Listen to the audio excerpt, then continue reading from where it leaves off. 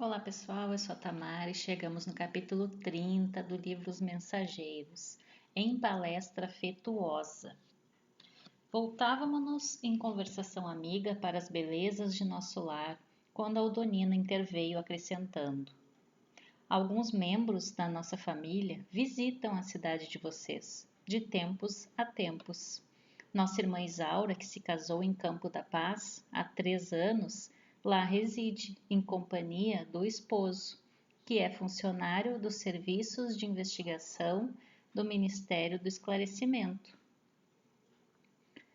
Percebendo-nos a curiosidade, prosseguiu: morava ele conosco, mas desde muito tempo foi convocado a serviços por lá, vindo mais tarde buscar a noiva. Ele morava em Campo da Paz, foi convidado a trabalhar em nosso lar, e aí ele foi. Mais tarde, veio buscar a noiva. Vicente, que se mantinha em atitude expectante, exclamou: tocamos num assunto que muita admiração me tem despertado. Desde que regressei dos círculos terrenos, não tinha no mundo a menor ideia de que pudéssemos cogitar de uniões matrimoniais depois da morte do corpo. Quando assisti a festividades dessa natureza em nosso lar, confesso que minha surpresa raiou pela estupefação.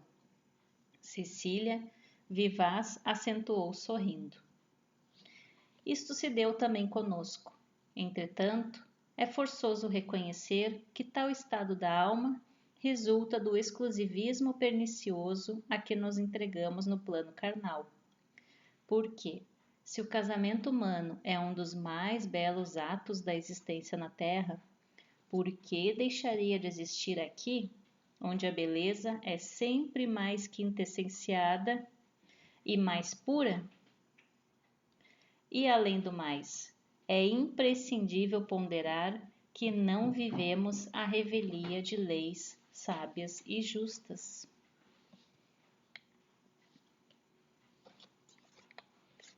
E como são felizes os que se casam em nossos planos, acentuou o companheiro, denotando aspirações secretas do coração.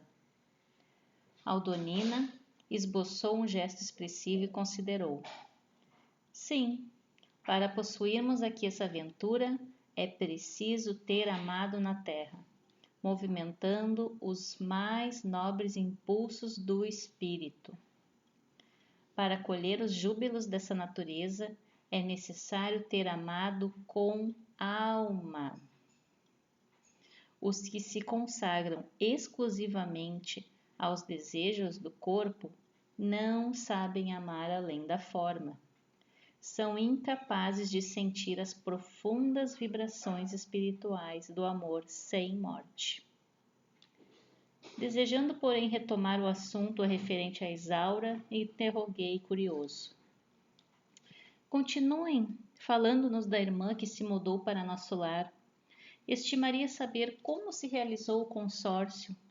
Se você, Cecília, está aguardando um prêmio de visita à nossa cidade, como ela se casou, transferindo-se para lá definitivamente? Cecília sorriu e retrucou: isto é outro caso. Isaura não poderia correr atrás do noivo, porque estava em situação inferior à dele. Mas Antônio, como superior, poderia descer para buscá-la. Não creiam, porém, que o matrimônio se tenha verificado sem qualquer preparação ou exigência. Aqui a gente pode comparar a situação do responsável do posto, desse posto, onde eles estão, e a Ismália, que é a esposa dele. Ela vem das esferas mais altas visitar ele nesse posto de socorro. Ele não pode ir até ela, então a gente pode comparar também a situação dessa moça que elas estão comentando com a situação do responsável do posto.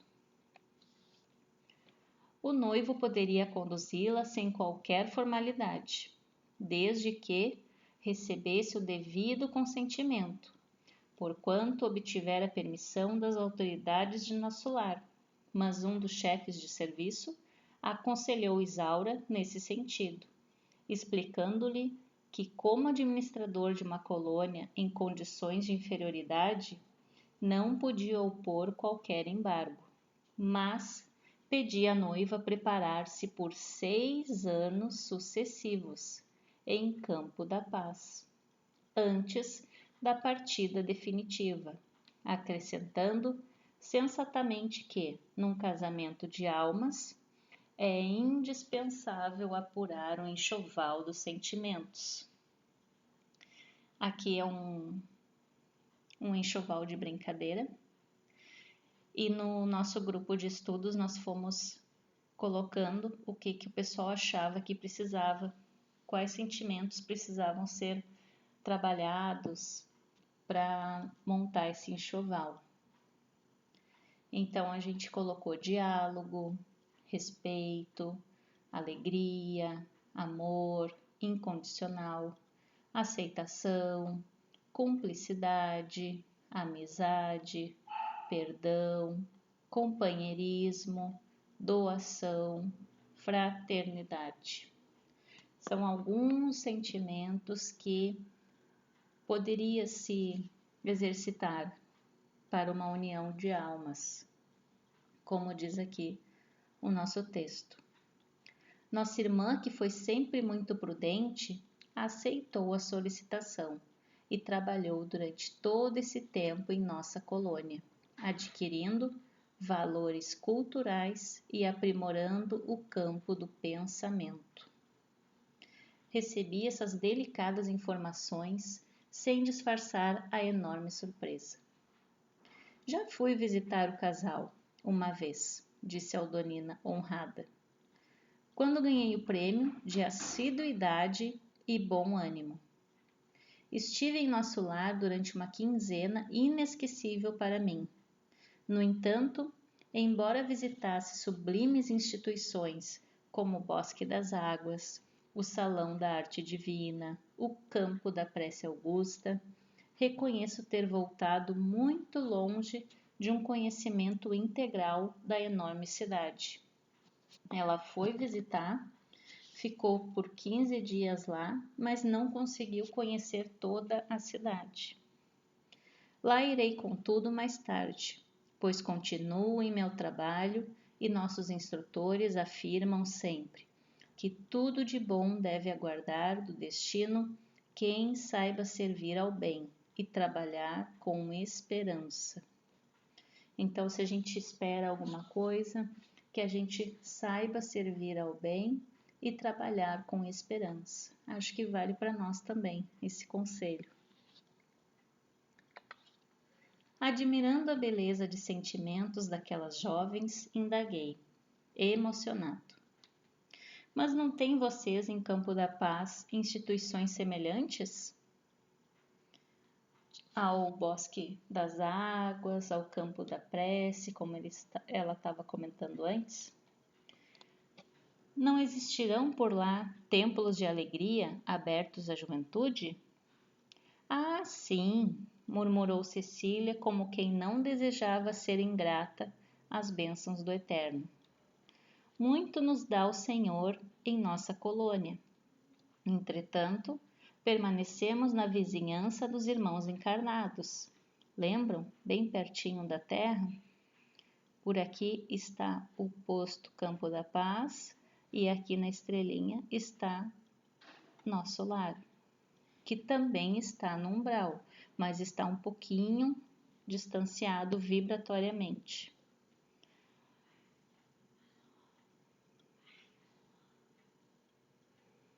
Entretanto, permanecemos na vizinhança dos irmãos encarnados.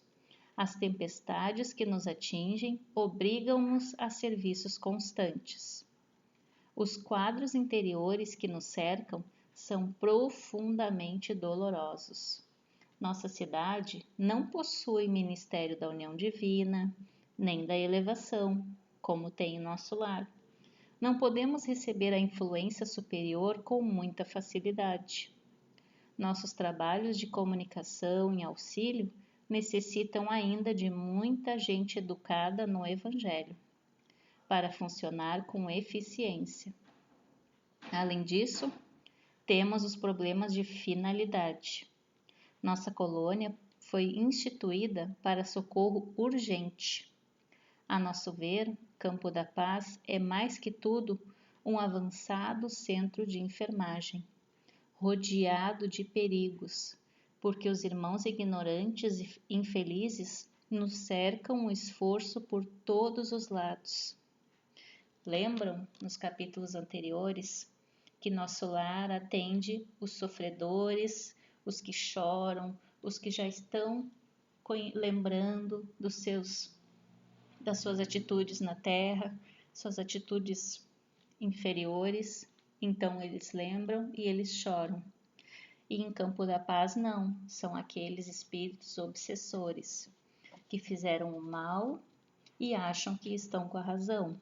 Não estão sofrendo, estão ligados na ideia de que fizeram o correto e querem se vingar e querem ter a razão. De 10 em 10 quilômetros, nas zonas de nossa vizinhança, há postos de socorro como este, que funcionam como instituições de assistência fraternal e sentinelas ativas, ao mesmo tempo. A jovem fez uma pausa mais longa, observando o efeito de suas palavras e rematou. Nosso governador, quando se agravam os serviços, costuma asseverar que estamos num campo de batalha, com a paz de Jesus. Imagem alguma define tão bem o nosso núcleo como esta. No exterior, o trabalho é rigoroso e incessante, mas dentro de nós existe uma tranquilidade que nós mesmos dificilmente podemos compreender. O serviço circunscreve-se à cidade? Perguntei. Não, o trabalho é multiforme. Eu e Aldonina, por exemplo, temos grandes tarefas de assistência junto dos recém-encarnados. Nossa cidade prepara, em média, 15 a 20 reencarnações diárias e torna-se imprescindível assistir os companheiros ou tutelados, pelo menos no período infantil, mais tenro, que compreende os primeiros 7 anos de existência carnal. Então, esse é o serviço que elas fazem em Campo da Paz, é acompanhar os recém-encarnados na Terra nos seus períodos de 7 anos. E talvez lesse em nossos olhos a mais viva admiração, a jovem adiantou-se explicando. Felizmente, porém, temos as faculdades de volitação bastante adestradas. Raramente encontramos empecilhos vibratórios e podemos, por isso mesmo, agir com grande economia de tempo. Além disso, somente nossos instrutores vão ao serviço sozinhos. Quanto a nós, não saímos a não ser em grupos. Necessitamos auxílio recíproco, não só no que diz respeito à eficiência, senão também no que se refere ao amparo magnético. Todos ali, cada um tem a sua quantidade de magnetismo, e juntos essa quantidade aumenta, se fortalece. E sorrindo de modo singular, concluiu: no trabalho de assistência aos outros, a defesa de nós mesmos, não podemos dispensar a prática avançada e justa da cooperação sincera. Então tem aí nesse capítulo vários itens, vários assuntos bem reflexivos sobre o casamento de almas, o casamento no plano espiritual, a diferença de moralidade, de grau evolutivo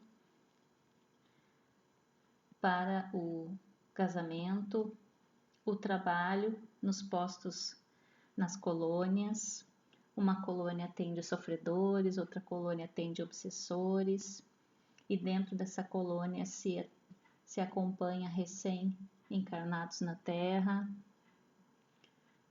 Fica aí questões para a gente pensar, refletir, estudar, buscar mais. Se esses espíritos que estão em Campo da Paz são espíritos obsessores, seria a reencarnação deles na Terra? E se for, por eles serem assim obsessores, seria uma reencarnação obrigatória? Não é uma reencarnação planejada, como a gente viu em nosso lar? Compulsória? Não sei se é esse o termo que a gente diz. Fica aí uma questão para a gente pensar. Por enquanto é isso. Um beijo a todos, bons estudos e até o próximo capítulo.